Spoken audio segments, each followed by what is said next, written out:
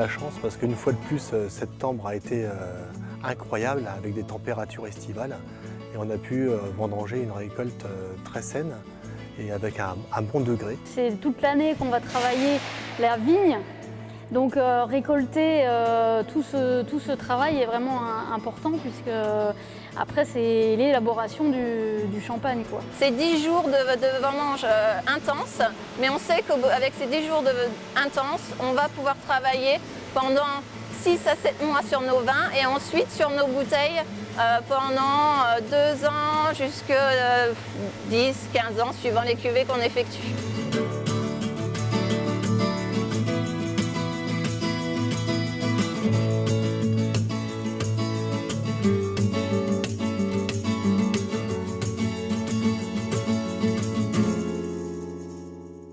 On a plusieurs équipes en tout, donc le vignoble de la maison qui représente une quinzaine d'hectares est vendangé par une équipe maison.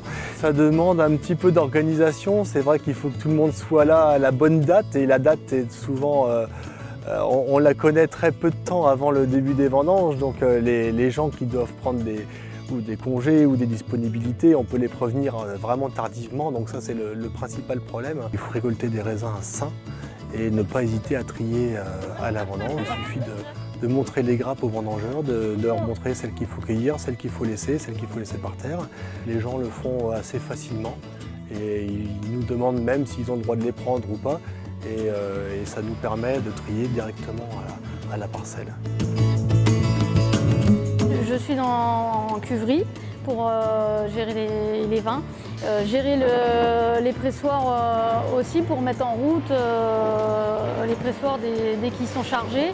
C'est très important de presser ces raisins le plus rapidement possible lorsqu'ils ont été cueillis pour avoir toujours une qualité de jus de raisin parfaite.